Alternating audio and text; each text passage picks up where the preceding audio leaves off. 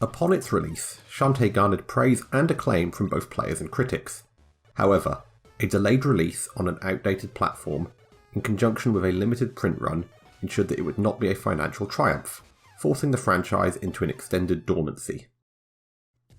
In part 2 of this Shantae series retrospective, I will be examining Shantae Risky's Revenge. This will include an overview of its history and an analysis of the game itself.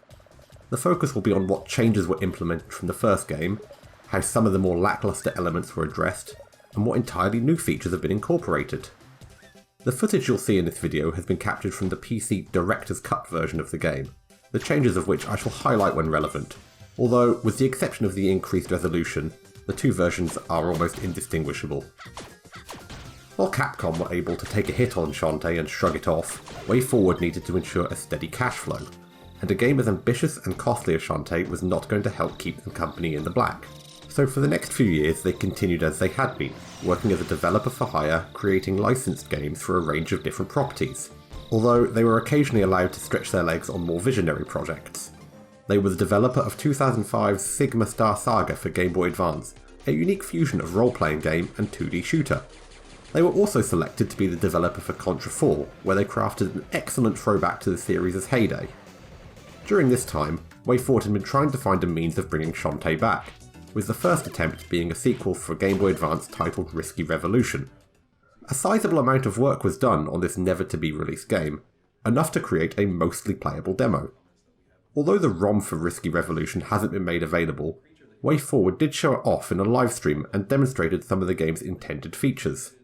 This included Mode 7-esque sprite work for an overworld, which you would be able to navigate by taking flight on the back of Wrench. Other features included a crab transformation that would have let you drift downwards in water, and each of the dungeons having a seasonal theme.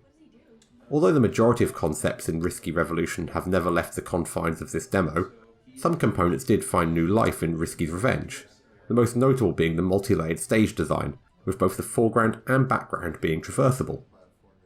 WayForward canned the project though after seeing how the GBA was turning into a breeding ground for licensed games, and releasing an original title just wasn't feasible in their situation.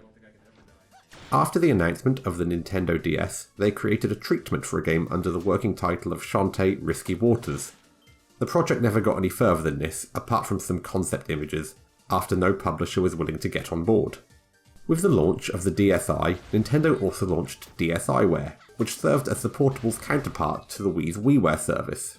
DSiWare sought to capitalise on the burgeoning app market that had begun to explode with the rise of smartphones, and allowed DS owners to purchase small games and applications for a significantly lower price than a full retail release, that price being free in some cases. However, the DSiWare store ended up being a glut of shovelware or otherwise unremarkable games, and apps that poorly emulated standard smartphone features on your DS. It would be on this relatively unloved platform that the Half Genie would make her return though. WayForward saw potential in the concept of DSiWare and how it endowed them the means to develop and publish a new Shantae game sans the cost of producing physical cartridges, an issue that had plagued them with the Game Boy Color title. Rather than dive in headfirst, they instead created Mighty Flip Champs, a game that's USP was flipping the DS's two screens in order to solve puzzles. Inspired by an intended multiplayer battle mode that would have been present in Risky Revolution, Matt Bozen, series creator, has stated that Mighty Flip Champs was created not only as a practical method to get to grips with the DSiWare service, but also to gauge fan interest in a new Shantae game, with the ambition of releasing said game as a downloadable DSi title. They deemed the Mighty Flip Champs project to be a success, so much so that it spawned its own series, and so set to work on bringing back the Half Genie in what would be her first game in 8 years. Originally conceptualised as a game that would be released episodically, a move not without precedent, as Telltale had been successful with Strong Bad on WiiWare, and Square Enix had also forayed into this concept with Final Fantasy IV The After Years. WayForward instead opted for a single, fully featured game that initially was made available to download on October 4th, 2010, for the cost of 1200 DSi points, approximately a third of the price of a full retail DS game. Taking place a few months after the first game's conclusion, a seemingly innocuous lamp is unveiled at a treasure hunting expo in Scuttletown. Risky Boots then makes a dramatic return and steals the artifact. Uncle Mimic hesitantly proceeds to explain that the lamp is a vessel of great power, but its potential for ruination is currently suppressed, and can only be unleashed through the use of free magic seals. Shantae must go about gathering these seals before Risky can obtain them. The plot is almost a carbon copy of the first game, and exists primarily to drive the gameplay forward. What I find to be of interest is how the game expects players to already be familiar with the cast of characters and their previous venture. With Shantae being a cult game, it would have been prudent to reintroduce the characters and setting in order not to alienate those who hadn't played the previous entry, but WayForward instead opted to craft a story more focused on the already established fanbase. While a curious decision, it is also a non-issue, as with such a thin story and characters, playing the GBC original is absolutely not a prerequisite to enjoying what Risky's Revenge has to offer. Immediately apparent when beginning the game is once again the exceptionally high quality presentation found in every facet of production. All the environments retain their unique look and style, but now with added flourish made possible by the more capable system the game was designed for. The forest area is now brimming with colourful flora and moss-covered trees producing vibrant fruit. The arid desert also returns, with its parallax scrolling mountainous backgrounds giving a great sense to the vastness of the sands. The highly distinguishable appearance of each locale serves two important functions. It ensures the players know where they are in the world at all times, as well as immersing players, both old and new to the franchise, within Sequinland. Returning fans are able to experience the familiar world in much greater detail than previously possible, and for those without any preconceived notion of this realm, the rich environments can easily stimulate the imagination. Later on in the adventure, new locations such as the Mermaid Cliffs become available, further expanding the vision of Shantae's world within players' minds. There may be fewer environments in Risky's Revenge to navigate, but it does continue the groundwork laid in the first game of making Sequinland a diverse and otherworldly setting, filled with possibility for future expansion. Having gotten a sampler of locations across two games, it builds anticipation for what new lands will become available in future titles. With the benchmark in terms of design solidly in place, part of the appeal of the rest of the series will be in seeing this world develop. As for the trio of dungeons, they're a bit more abstract in their design, and suffer from a lack of graphical diversity. The first and third dungeon in particular both heavily rely on the colour purple for terrain where the main action takes place, and great amounts of foliage is present in all three as part of the scenery. This is a notable step down from the first game, with all four dungeons being distinctive by their theme and accompanying colour scheme. I suspect the reason for this was with each dungeon in the original being based on the Greek classical elements, except with ice replacing air for some reason, it was easier to craft a distinguished look for each one. With the Free and Revenge not having such a strong foundation to build off of, it led to a more homogeneous styling. To accompany this suite of graphical upgrades is a soundtrack, with Jake Kaufman returning to compose the score.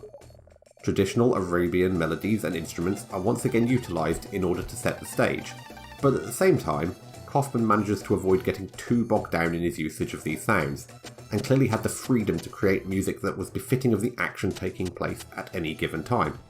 My favourite new piece for the game is titled Adventure. It has a confident yet bubbly sound to it, which makes it a great match for Shantae as a character, and its upbeat tempo is perfect for the light-hearted story and whimsical nature of Sequinland.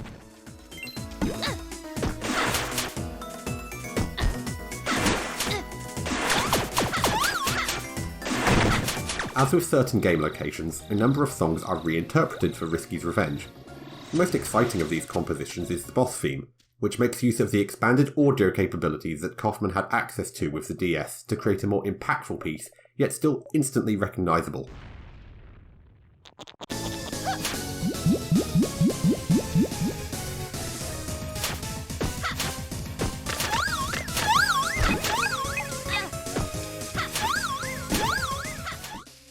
Once again though, it's the animation work that deserves most celebration. Shantae herself retains all the subtleties in her animations that help convey her characteristics. The little tuck she performs mid-jump, the whipping of her hair, and enchanting belly dancing are all back, but now with additional frames of animation that assist in smoothing everything out.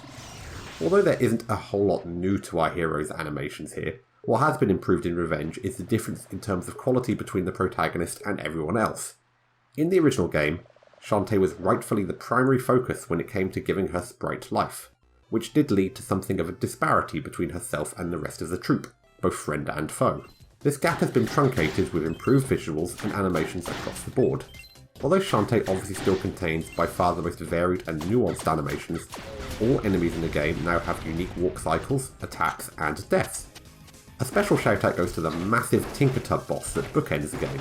This bipedal boat displays a level of fidelity reminiscent of the outstanding work found in SNK's Metal Slug series. There is a functional effect to all the unique quirks found within the movements enemies make, in that they all telegraph when they're about to launch an attack. Archers draw back their bow, or cloaked mages begin an incantation. This ensures that you're never struck with a sucker punch, and while some enemies force you to react quicker than others, these subtle actions allow you to easier learn enemy patterns, and keep conflict honest. Furthermore, the level of animation and overall polish present in Risky's Revenge goes a long way in making the game stand out from its peers on the DSiWare service, with so many of those games reeking of cheap rush jobs. This project testifies to the potential which the digital platform possessed, but so few took advantage of. The overarching gameplay in Risky's Revenge is unchanged, but with numerous tweaks and improvements. The main loop again consists of completing a task that will then unlock a fortress belonging to one of the barons of Sequinland, which must then be completed in order to progress the narrative. The general pace of the game has been noticeably sped up, with controls that feel just that bit more responsive, jumping feels less stiff, allowing for more complex platforming sections. In addition, attacking is more fluid now. When coupling this with the new items that expedites your hair whipping ability, the game is able to pit you against larger quantities of foes without it becoming overwhelming. This may be an example of the team implementing what they learned on development of Contra 4, with that being a game that mandates responsive controls and pitting the player against swarms of enemies. It is within the borders of Scuttletown, which is now the only settlement in the game, that you'll encounter one of the major innovations, that being the ability to jump across the Z-axis into the foreground and background at certain locations. Whereas Scuttletown was previously explored by rotating around, eventually looping back to the city gates, here the town consists of two separate layers, with different characters and buildings occupying each one. To shift from one layer to another, you must jump while standing upon a specifically designated pad. What's most impressive about this is the action remaining persistent between layers, meaning that before committing to a jump, you can observe and prepare for whatever may be happening in the background. This depth system is a great way of providing environments with a more natural, three-dimensional feel to them, whilst allowing the player to explore within the confines of a 2D platformer. This feature is unfortunately somewhat underutilised, only being present within Scuttletown and the forest area, and it's a shame that the mechanic wasn't carried over to any of the dungeons, as being able to jump across planes could have made for some interesting puzzles or more dynamic boss fights. The world map has been adjusted so that it remains somewhat geographically consistent with the first game, but has also been condensed to ensure faster travel between points of interest. Gone are the oversized screens, and with the improved controls and increased resolution, skirting unnecessary combat is much easier. The more compact design of each area means it's less arduous to reach the dungeons, which remain the most exciting portions of the adventure. An in-game map is also available now, aiding players in navigation at any time. Although at first glance it might look a bit mystifying, deciphering it comes fairly quickly, and it serves as a great tool in some of the more complex areas, such as the desert with its network of underground tunnels.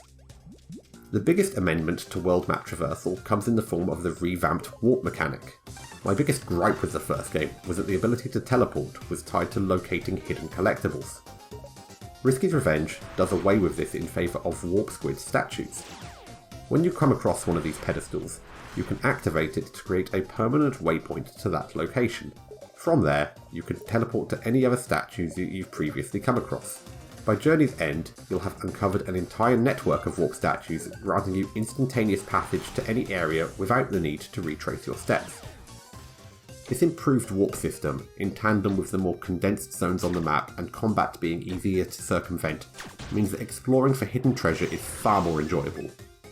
There are two different items that can be uncovered in the world map. Making their return are the permanent health upgrades, in addition to magic jam.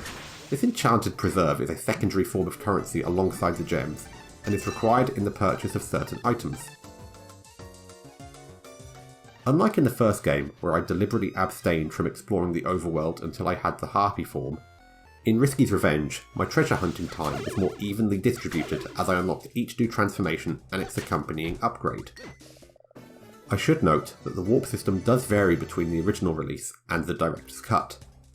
Originally, the warp pedestals came in pairs. Upon activation of a pair, you were limited to travelling between just those two, as opposed to the interconnected network. The assemblage of world map and gameplay changes gives the game a punchier feel, with everything moving along at a more brisk, but never overwhelming pace. The original Shantae was a game that played at a speed in line with other platformers on the handheld, which is to say a bit more sluggish and more deliberate. DS platformers, by comparison, either tended to move at a more rapid clip, or attempted to incorporate some sort of touchscreen gimmick. As the touchscreen in Revenge was just used as a menu for selecting items, the game's increase in speed shouldn't come as a surprise and puts it in line with its contemporaries. The ability to transform into various animals remains the cornerstone of Shantae's gameplay. These have been lessened in number from 4 to 3, with the spider and harpy being dropped in favour of a mermaid that can navigate deep waters. Transforming itself has been revamped. After entering dance mode, Shantae cycles between 3 different dances, and the transformation is based on which moves you're performing when you stop. This is a much more efficient system that doesn't bring the action grinding to a halt for so long. Furthermore, whilst dancing, all other activity on screen completely freezes, meaning you'll no longer be punished with a cheap hit for choosing to transform. The monkey is back as the first form, and no longer features the incredibly floaty jump. It can also freely climb walls and hold itself in place now, rather than perpetually slide down. The elephant also returns, and is completely unchanged in its skill set. The main alteration to the transformations can be found within the upgrades they receive. In the GBC game, a hidden enhancement for each transformation could be unearthed, the majority of which simply granted their respective form the ability to attack. Risky's Revenge gets a bit more creative with this idea and provides each transformation a unique secondary function. The monkey can propel itself off of walls at great speed, the elephant can perform a ground stomp, and the mermaid gains a ranged attack to deal with underwater adversaries. The additional utility does give each form more personality, although the elephant and mermaid do feel like they exist only to overcome obstacles, and their usefulness is limited to locations where there is no alternative. The monkey, however, with its greater versatility, is sometimes preferable to Shantae's human form when it comes to platforming sections, and serves as a blueprint for how I'd prefer transformations to be incorporated. I've already commented on how the 3 dungeons don't appear to be very individualised in terms of aesthetic design. What does differentiate them though is the challenges they provide. The Battle Tower forgoes a complex layout in favour of being a pure combat gauntlet, with the added pressure of a time limit to encourage aggressive play, while the Hypno Baron's lair is a manipulatable labyrinth where single doors can lead to multiple different rooms. The variety across the dungeons does ensure that challenges are never repeated, and each new mechanic and puzzle is presented in a fashion that the player is able to teach themselves about its workings, leading to a greater sense of gratification when they're overcome. Some other quality of life changes have also been implemented in an attempt to improve the user experience. Multiple save points are now present within each dungeon, which, while putting the player at ease that their progress won't be lost should they die, having more than one in dungeons that aren't all that big is a bit overkill. Any bottomless pit that leads to death is indicated by floating skull icons. While I like the fact that this information is effectively communicated to the player, I wish it was presented in a more natural way that didn't cause a loss of verisimilitude. The boss fights have also seen a shift in design philosophy. Whereas in Shantae the use of a dungeon's accompanying transformation was imperative, the bosses in Risky's Revenge can be overcome by any method of the player's choosing. This freedom of choice granted to the player is made all the better by the refashioned item system. Items make use of a depletable bar rather than having a limited number of uses. Once an item is purchased, it's permanently incorporated into Shantae's repertoire, with item usage draining the bar that can then be refilled with potions either dropped by defeated monsters or purchased at the shop. This encourages more experimentation and liberal usage of items rather than clinging to them, and the significance of this change is reflected in that certain items are mandatory apparatus for completing the game. While the overall experience of playing Risky's Revenge is very reminiscent of the first game, there is a very pronounced shift away from the Metroidvania elements that were utilised. In Shantae, you are often able to explore quite far off the beaten track to areas ahead of where you are meant to be, offering a glimpse of what was to come. While Revenge does have an overworld, it's more linear in how it navigates you through the game. Start travelling in the wrong direction, and it won't be long before some sort of obstruction prevents you from heading much further. The gating itself also feels less organic. In Shantae, it was usually some sort of geographic obstacle that halted you, whereas this game features blockades such as stone golems, who have no reason to exist other than to prevent you from going beyond them. GBC Shantae also featured areas that existed solely to harbour a collectible item, and your travelling there was entirely optional, whereas Risky has you spanning the breadth and depth of the map by necessity, not player curiosity. The optional areas in Shantae allowed the player to feel like they were uncovering unexplored lands, whereas Sequin Land here feels more like a finely crafted video game space. However, while it's fair to criticise the move away from the Metroidvania-esque design that made the original game so unique for the Game Boy, looking at how the genre fared over the years since that game would indicate that it wasn't exactly in vogue at the time. Between the first two Shantae games, the Metroidvania had seen minimal development outside of the Castlevania franchise. While the genre saw intermittent moments of brilliance on PC with games like Cave Story and La Mulana, it wouldn't be for a few years after Risky's Revenge that the Metroidvania would enjoy a surge in popularity, so it's quite possible that WayForward made a game that they felt would appeal to audience tastes at the time, rather than take a risk. One little curio in regards to this topic is an early screenshot depicting a battle on a snowy mountain. Conspicuous in its presence are those numbers, which could just represent Shantae acquiring gems. However, due to their position just above the point where Shantae is striking the mage, it could indicate some sort of damage, a feature commonly seen in action RPGs. This is all speculation of course, and I can adduce no further, but at some stage the gameplay might have leaned more on the Metroidvania side than the final product would end up doing. Overall, Risky's Revenge accomplishes just about everything a good sequel should do, by expanding on what worked previously and ensuring that any faults aren't repeated. While the visuals and audio aren't quite on par with the first game's output relative to the capabilities of the consoles they were on, they still demonstrate a great deal of skill and passion. The gameplay has been suitably tweaked to remove some of the less enjoyable moments seen in the prior work, and it does bring some great new ideas of its own to the table. While the story remained uninspiring, the end of the game does feature the first major unexpected turn in the tale of Shantae. The magic lamp that sets the game's story in motion is revealed to be able to control genies, and Risky uses it to take away Shantae's powers. This leads to the final boss pitting the player, armed with only hair and items, against an evil doppelganger who makes use of Shantae's transformations against her. After defeating this very Zelda 2 inspired boss, Shantae has vanquished her genie half, thus losing her powers, serving as a nice hook for the next game to see how this plot point develops.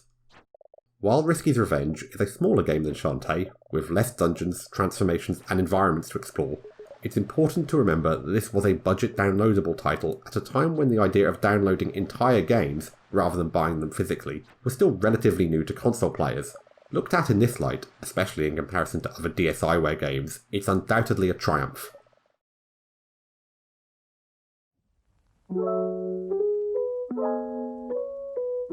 Since its initial release, WayForward have done a better job at keeping the game in circulation than the original Shantae. The game was ported to iOS in 2011, and the Director's Cut version was released on PC in 2014, with all further ports being based on this version of the game. It's now available on PS4, Switch and Xbox One, at an even cheaper price point than when it was first available on the DSi, so there's little reason not to give this game a try, as the 4.5 hours it took me to complete breezed by. On the next episode of this series, Shantae returns to us in a much more brisk fashion. I hope you'll join me again, and thank you for taking the time to watch this video.